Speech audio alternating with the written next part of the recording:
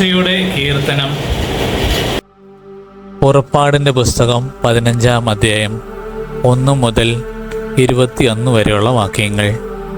മോശയുടെ കീർത്തനം. മോശയും ഇസ്രായേൽക്കാരും കർത്താവിനെ സ്തുതിച്ചുകൊണ്ട് ഈ ഗാനം ആലപിച്ചു.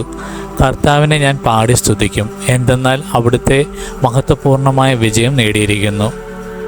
കുതിരക്കാരനെയും അവിടുന്ന് കടലിലെറിഞ്ഞു. കർത്താവ് എൻ്റെ ശക്തിയും സംരക്ഷണവുമാകുന്നു. അവിടുന്ന് എനിക്ക് രക്ഷയായി ഭവിച്ചിരിക്കുന്നു.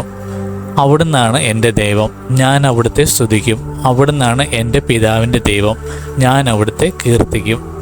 കർത്താവ് യോദ്ധാവാകുന്നു, കർത്താവ് എന്നാകുന്നു അവിടുത്തെ നാമം. ഫറവോയുടെ രഥങ്ങളെയും സൈന്യത്തെയും അവിടുത്തെ കടലിലാഴ്ത്തി. അവൻ്റെ ധീരരായ സൈനാധിപർ ചെങ്കടലിൽ മുങ്ങി മരിച്ചു. ആഴമേറിയ ജലം അവരെ മൂടി. അഗാധതയിലേക്ക് കല്ലുപോലെ അവർ താണു.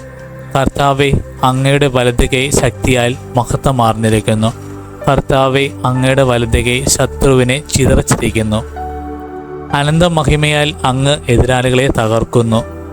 കോപാഗ്നി അയച്ച് വൈക്കോൽ എന്ന പോലെ അവരെ ദഹിപ്പിക്കുന്നു. അങ്ങയുടെ നിശ്വാസത്താൽ ജലം കുന്നുകൂടി. പ്രഭാതങ്ങൾ നിശ്ചലമായി, കടലിൻ്റെ ആഴങ്ങൾ ഉറഞ്ഞു കട്ടയായി. ശത്രു പറഞ്ഞു, ഞാൻ അവരെ പിന്തുടർന്ന് പിടികൂടും. അവരുടെ വസ്തുക്കൾ ഞാൻ കൊള്ളയടിച്ചു പങ്കുവയ്ക്കും. എൻ്റെ അഭിലാഷം ഞാൻ പൂർത്തിയാക്കും. ഞാൻ വാളൂരും, എൻ്റെ കരം അവരെ സംഹരിക്കും. നിന്റെ കാറ്റു നീ വീശി, കടൽ അവരെ മൂടി. ഈയക്കട്ടകൾ പോലെ അവർ ആഴിയുടെ ആഴത്തിലേക്ക് താണു. കർത്താവെ, ദേവന്മാരിൽ അങ്ങേക്ക് തുല്യനായി ആരുണ്ട്? കർത്താവെ, വിശുദ്ധിയാൽ മഹത്വപൂർണനും ശക്തമായ പ്രവർത്തനങ്ങളിൽ ഭീതിത്തനും അത്ഭുതങ്ങൾ പ്രവർത്തിക്കുന്നതിനുമായ അങ്ങേക്ക് തുല്യനായി ആരുണ്ട്?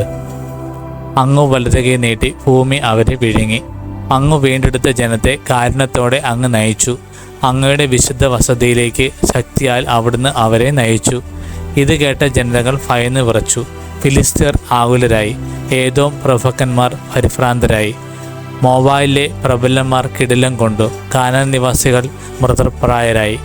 അങ്ങയുടെ ജനം കടന്നു പോകുന്നതുവരെ, കർത്താവെ, അങ്ങ് വീണ്ടെടുത്ത ജനം കടന്നു പോകുന്നതുവരെ ഭീതിയും പരിഭ്രാന്തിയും അവരെ കീഴ്പ്പെടുത്തുന്നു.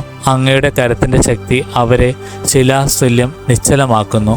കർത്താവെ, അങ്ങ് അവരെ കൊണ്ടുവന്ന് അവരുടെ വിശുദ്ധമലയിൽ, അങ്ങയുടെ വസിക്കാനായി ഒരുക്കിയിരിക്കുന്ന സ്ഥലം, അങ്ങയുടെ കരങ്ങൾ സ്ഥാപിച്ച വിശുദ്ധ മന്ദിരത്തിൽ അവരെ നട്ടുപിടിപ്പിക്കും. കർത്താവ് എന്നേക്കും രാജാവായി ഭരിക്കും. ഫറവോയുടെ കുതിരകൾ തേരുകളോടും പടയാളികളോടും ഒന്നിച്ച് കടലിലേക്ക് ഇറങ്ങിച്ചെന്നപ്പോൾ കർത്താവ് കടൽവെള്ളം അവരുടെ മേൽ തിരികെ പായിച്ചു. എന്നാൽ ഇസ്രായേൽ ജനം കടലിൻ്റെ നടുവെ വരണ്ട ഭൂമിയിലൂടെ കടന്നുപോയി. അപ്പോൾ പ്രവാചികയും അഹറോൻ്റെ സഹോദരിയുമായ മിരിയാം തപ്പു കയ്യിലെടുത്തു. സ്ത്രീകൾക്കെല്ലാവരും തപ്പുകളെടുത്ത് നൃത്തം ചെയ്തുകൊണ്ട് അവളെ അനുഗമിച്ചു. മിരിയാം അവർക്ക് പാടിക്കൊടുത്തു, കർത്താവിനെ പാടി സ്തുതിക്കുവിൻ, എന്തെന്നാൽ അവിടുന്ന് മഹത്വപൂർണമായ വിജയം നേടിയിരിക്കുന്നു. കുതിരയെയും കുതിരക്കാരനെയും അവിടുന്ന് കടലിലെറിഞ്ഞു.